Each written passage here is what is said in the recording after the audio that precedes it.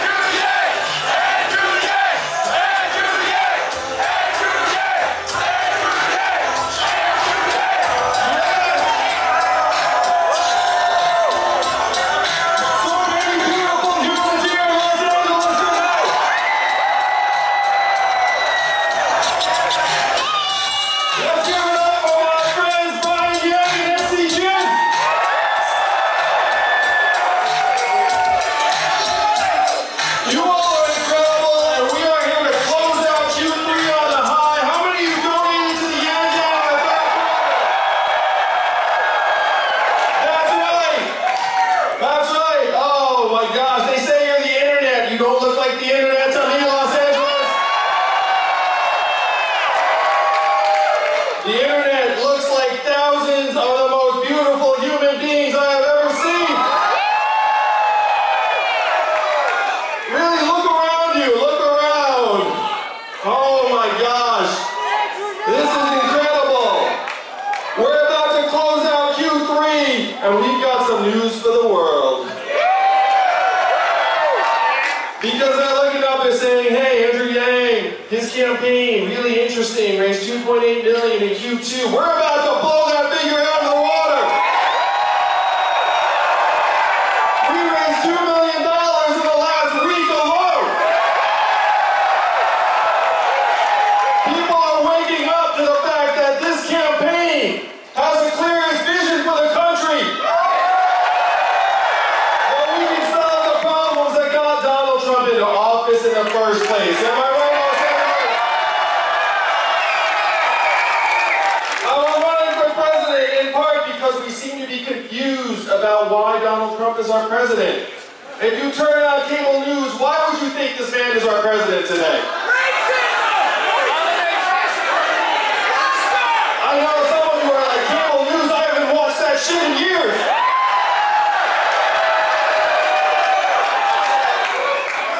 But for the Americans who still watch cable news, what they get is a cocktail, a mixture of Russia, racism, Facebook, the FBI, Hillary Clinton, emails, all mixed together into this nasty cocktail.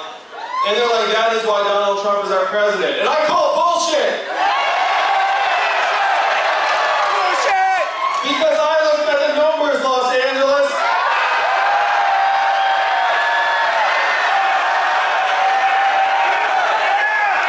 That's right, I did some fucking math.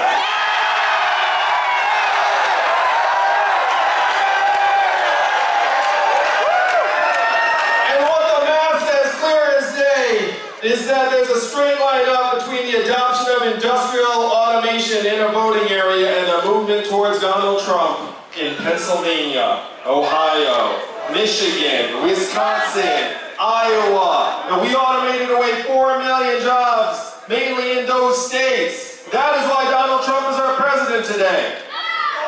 We're in the midst of what experts are calling the fourth industrial revolution.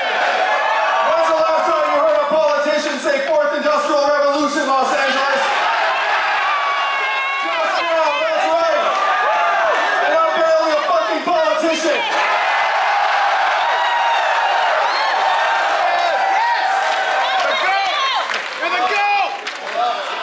Donald Trump as much as the talking heads like to act like that's so, he is a symptom, he's a manifestation of this economic transformation that we're in the midst of. It started with manufacturing and now it's gathering steam. How many of you noticed stores closing where you live in Los Angeles? And why are those stores closing? Amazon! That's right, Amazon's like a giant black hole.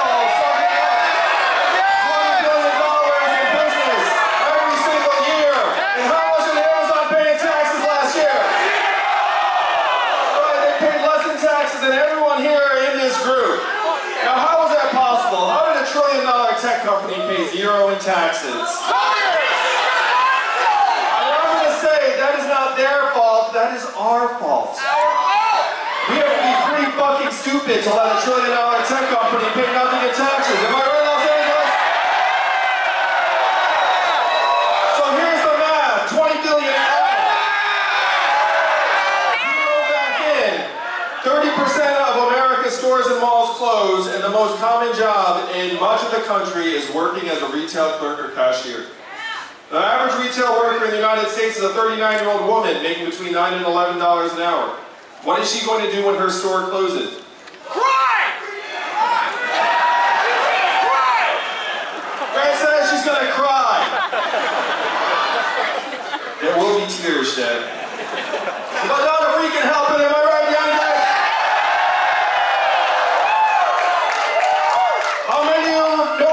Self-serve kiosks popping up in fast food restaurants. Not the In-N-Out, I'm happy to say.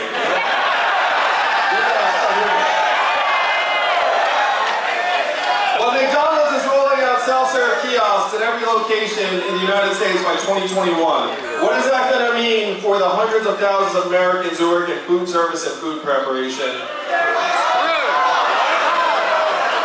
When you call a big company, you get the customer service line. What do, Los Angeles? You call 000, say human, until you get someone on the line. Am I right? But in 2 or 3 short years, the software is going to sound like this. Hey, Andrew, how's it going? What can I do for you? It's going to be efficient, delightful, a little bit sexy, apparently. What is that going to mean for the 2.5 million Americans who work at call centers right now making $14 an hour? More tears. These are the trends that are shaping American life today. They're kicking more and more Americans to the curb. I'm going to talk a little bit about the most common job in 29 states, driving a truck. How many of you all know a truck driver here in California?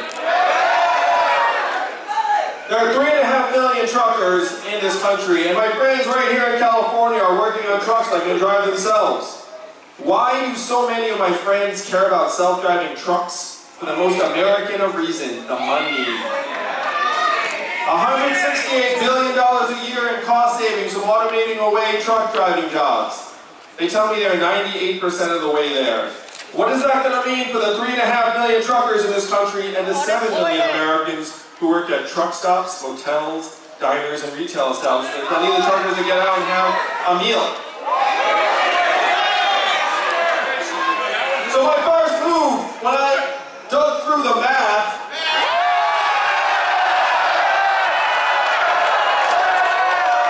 it was not to run for President of the United States. I went to our leaders in Washington, D.C., and I asked them, what are we going to do? How are we going to let America know that it is not immigrants that are causing these problems? It's not immigrants, it's automation and technology. And what did the folks in Washington, D.C. say to me when I asked them, what are we going to do? Number one, we can't talk about that. Number two, we should study that further.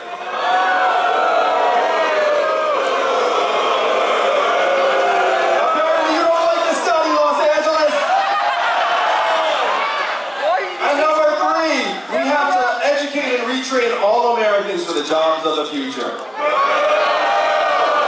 I said, hey, that sounds really responsible, but I looked at the studies, I did the math. Do you all know how effective government-funded retraining programs work for the manufacturing workers in the Midwest? 0 to 15%, that's right, gang, that's a fail. That's a fail by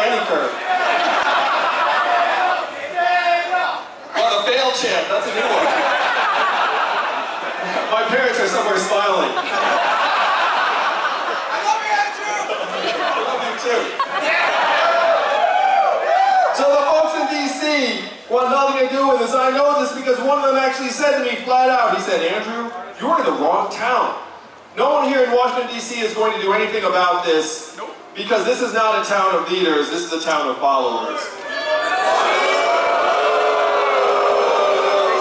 He said to me, in order for us to do anything about it, you're going to have to create a wave in other parts of the country and bring that wave crashing down on our heads here in D.C. And I said, challenge accepted, Los Angeles. This is that wave. We are that wave. People of this country, I'm going to go back to D.C. atop that wave. And they are not going to know what hit them, am I right? I have to say, I'm so glad I had someone with me when this guy gave me this little speech. Because you would think I was making that up, right? You would think that's some movie supervillain type speech. It turns out it was a DC lobbyist type speech. And they are very much the same thing. So that is why I'm here with you tonight, running for president, and I was 4th in the country in a recent national poll.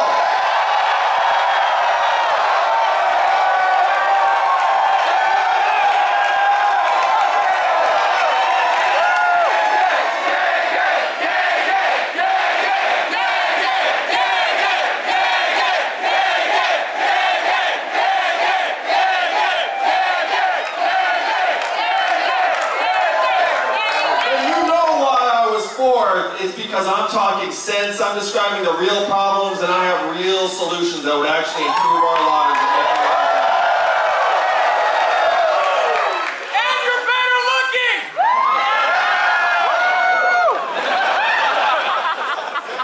So what are those solutions? You all remember the first time you heard about me in the campaign, how there's an Asian man running for president who wants to give everyone $1,000 a month. You remember that, Los Angeles?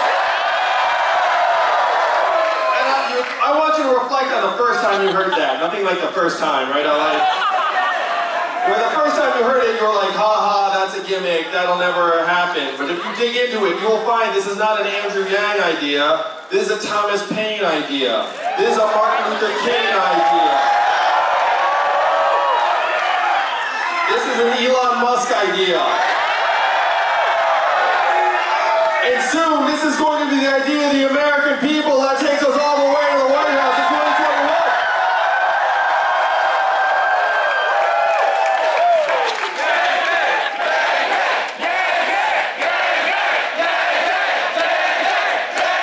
This is the hashtag America. Don't adjust your TV sets, it's real. This $1,000 a month in our hands, there is nothing stopping a majority of the citizens of a democracy from declaring ourselves a dividend. Nothing at all. Right. It's been in effect in one state for the last 40 years. And what state is that, Los Angeles? And how does Alaska pay for it? And what is the oil of the 21st century? Marijuana, that's right, Los Angeles. It's not marijuana, you were right. It's technology, artificial intelligence, self-driving cars and trucks, big data. How many of you saw the study that just came out that said that our data is worth more than oil? Raise your hand to that. Now keep your hand up if you remember getting your data check in the mail. What happened? Did our checks get lost? They did not get lost. They went to the Amazon headquarters, the Google headquarters, the Facebook headquarters. Oh, they're getting our data checks to the tune of billions of dollars.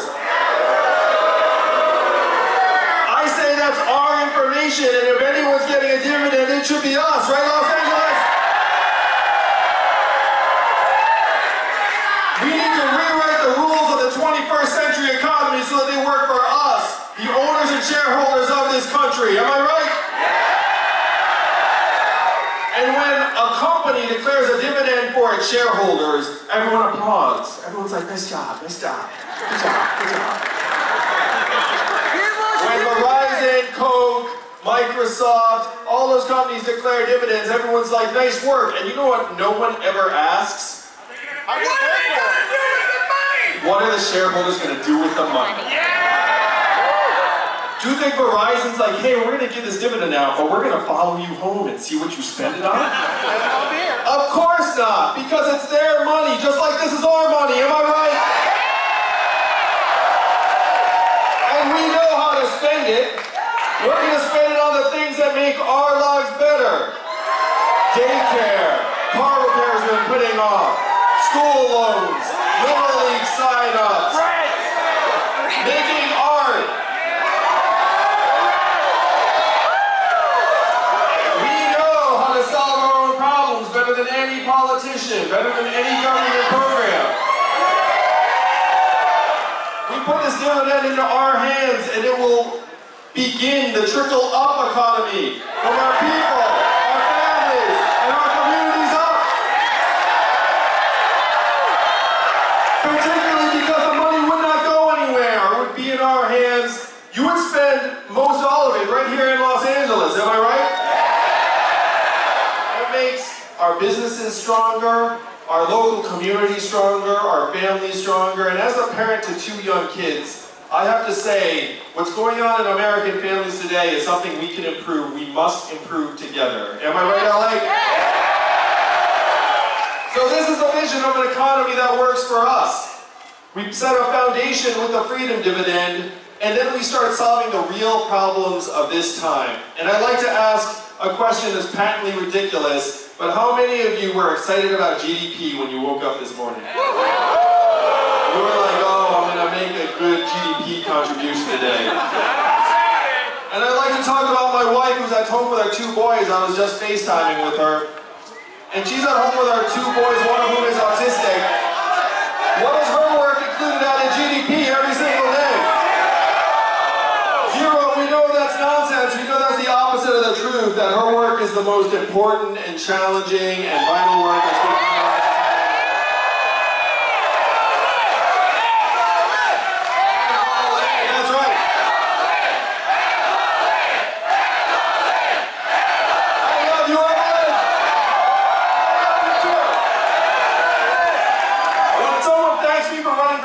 I'm like, you got it wrong. Thank my wife. I thank her every day. I tell people I've got 2 jobs. 1, help advance our society in the time of the 4th Industrial Revolution. And number 2, stay married. I'm doing a pretty good job on both. So if GDP is a ridiculous measurement that none of you cares about, what do we have to do to actually make it something you would care about? Your mental health and freedom from substance abuse? How about your health and well-being and life expectancy? How about clean air and clean water? How about how our kids are doing? I'm going to, as your president, it will be my privilege to update GDP, say, look, this is 100 years old, really out of date, kind of useless. And then I'll update it to the American scorecard that includes those measurements, and I'll report to you all, the American people, how we're doing on a PowerPoint deck in the State of the Union every year.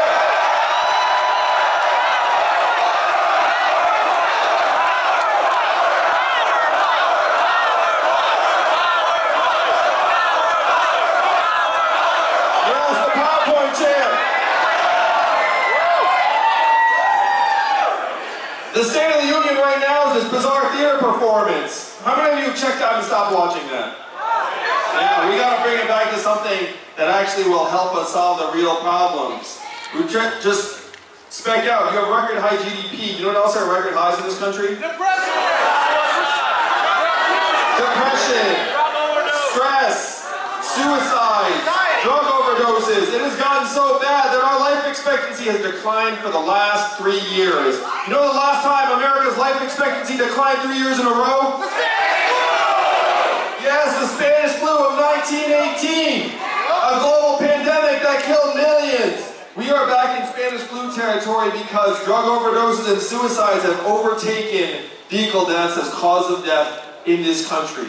And yet they tell us that everything is great everything is rosy, GDP's going up, unemployment's down, stock market prices going up. And it makes no sense. As someone who's run organizations, if you have the wrong measurements, you're doomed. That's where we are as a society right now. We're cheerleading these phantom measurements that have nothing to do with how we are doing. And we can change it, right, Los Angeles? So this is the vision of an economy that will work for us. We can rewrite the rules. There's nothing stopping us. I have been inside the machine, and I can tell you, we can win this whole thing.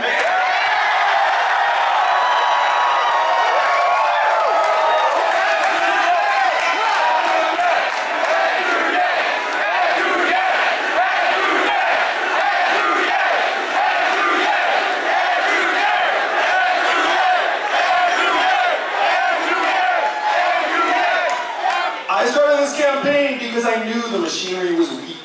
I knew the institutions were like on their last legs, but I got inside. I got into the middle of the belly of the beast. It's even worse than I thought. They're there. It's like the illusion of efficacy. It's so wild. You get in. Whatever you think is going on, it's a step or two below what you think is going on. I know, you're like, no way that's even possible, Andrew. No way that's possible. Oh, it's possible. Oh, it's possible. That's one reason we're going to win the whole thing. Gang, gang. So because this is the math campaign, I'm going to break down some fun numbers for you all.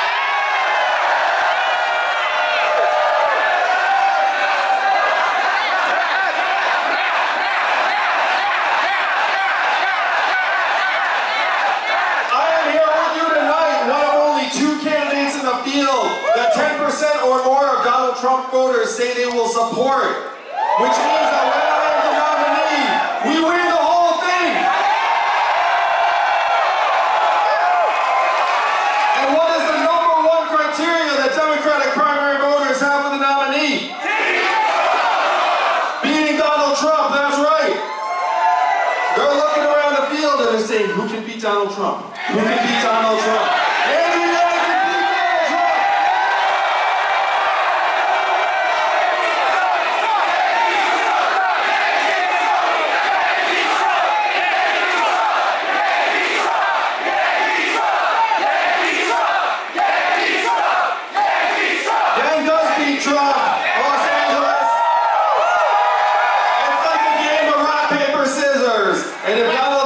The scissors, I'm the fucking rock.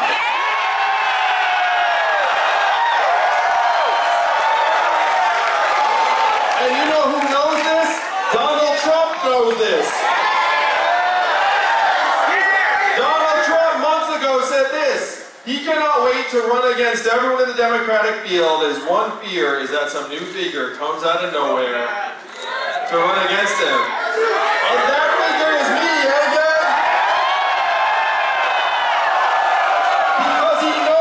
attacks work on politicians, and his fear was that a new non-politician that is not full of shit comes out of nowhere. So, Yang beats Trump! Yang beats Trump! Yang beats Trump! Yang beats Trump! Yang beats Trump! Yang beats Trump! Yang beats Trump! So number one, we've got the poll saying I beat Trump head-to-head by 8 points. Number two is Donald Trump's own admission that what worries him the most is a non-politician.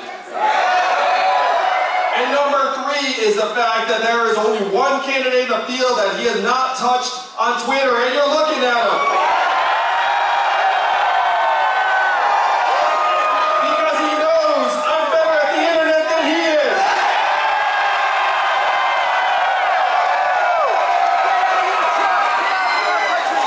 So right now, Joe Biden is leading in the polls because most Americans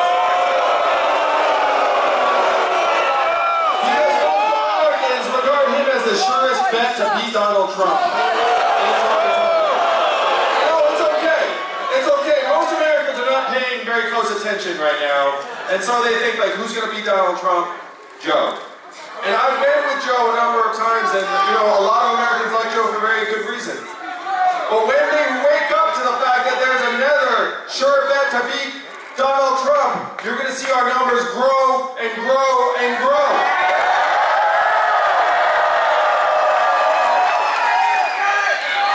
This is the math.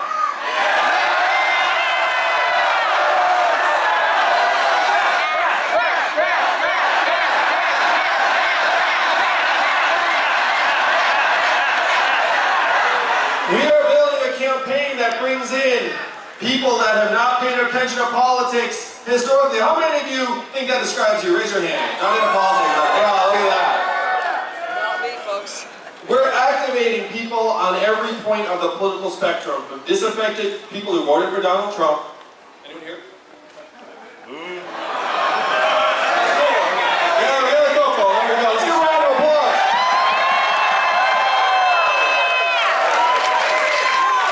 And independents, libertarians,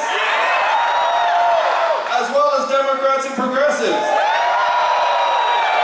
We can build a much broader coalition to take on Donald Trump in 2020 than any other candidate in the field.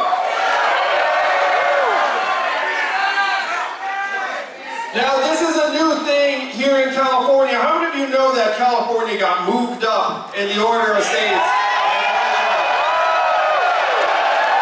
That's right, California got tired of not having a say in who's going to be the president of the United States. And this time we moved all the way up to number 5. So this is new, first time in decades, that everyone here will actually have a say in who becomes president of the United States.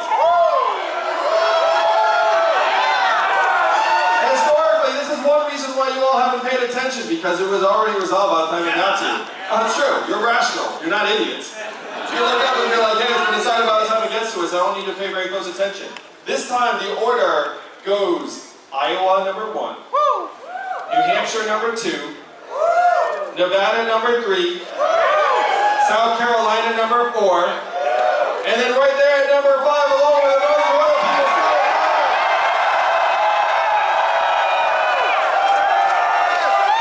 So this is your chance, California. Are you going to make the most of it?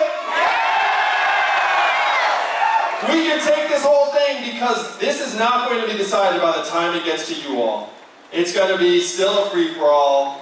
The states, the first 4 states are going to get divided among a bunch of candidates, and then California is going to have a chance to make your say.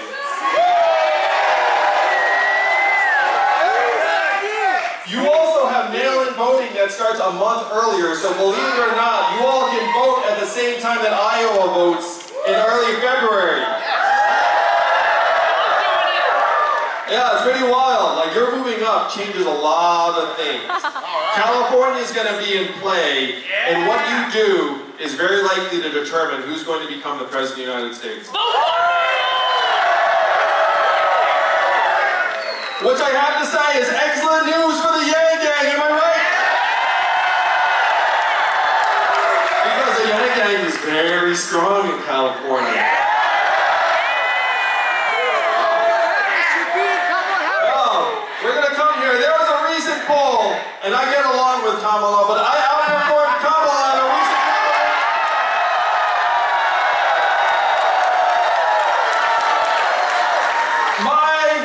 Experts who looked at the data say that we can win California. Are they right? It's going to come your way, California, in March of 2020, and then you all are going to make history. My job is to get the ball to you all. Our job. We're going to fight it out in Iowa. We're going to fight it out in New Hampshire. We're going to fight it out in Nevada. We're going to fight it out in South Carolina. And then we're going to bring you the ball. Do you know what to do with it? Yes, you do know what to do with it. So here's what we need you to do from now until then, because we've got 4 months to make history, Los Angeles. 4 months.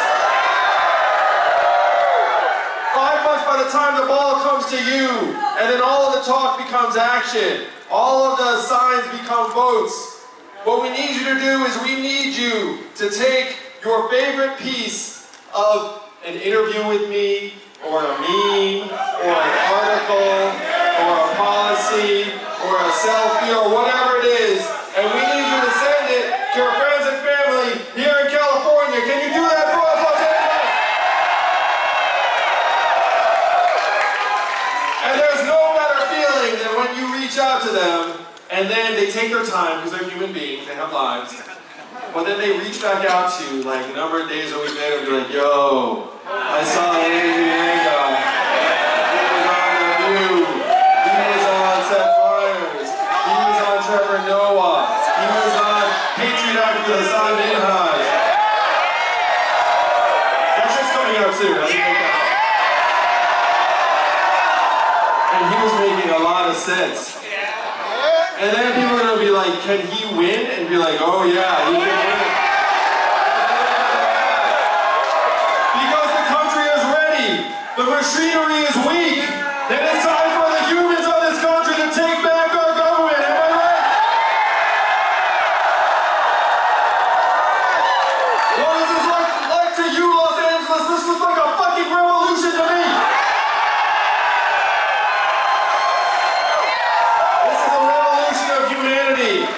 This is a revolution of reason. This is we're tired of the infighting, the nonsense, the solutions that will not touch our lives. Instead, we're going to bring it back to us. We're going to bring the power back to us. We're going to make things start working for us. I cannot wait to get to DC. I cannot wait to see the look on their faces when President Yang rides in on my white horse.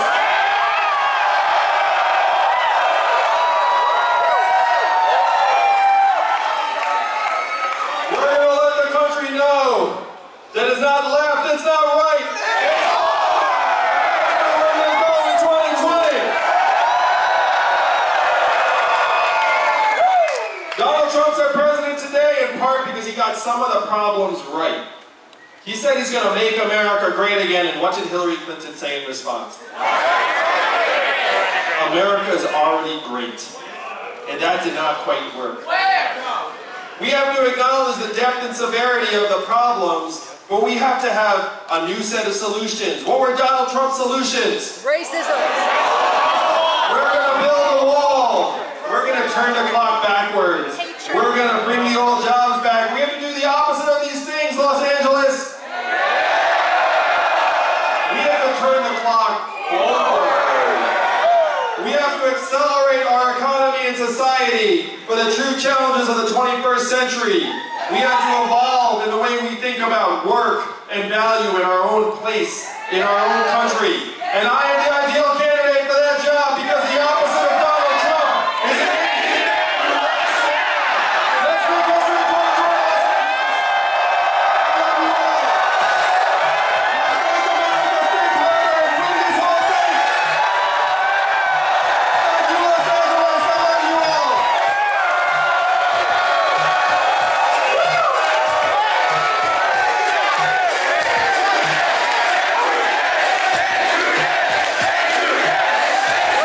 Thank you for watching. We hope you enjoyed. And remember, we're trying to raise $20 million for Andrew Yang in Q4. So donate below using our Secure Act Blue link. Put the money in our hands. Put the money in our hands. Put the money in our hands. Can we afford it? Yes. Will it cause inflation? No. Is it awesome? Yes. Is anyone trying to make it happen?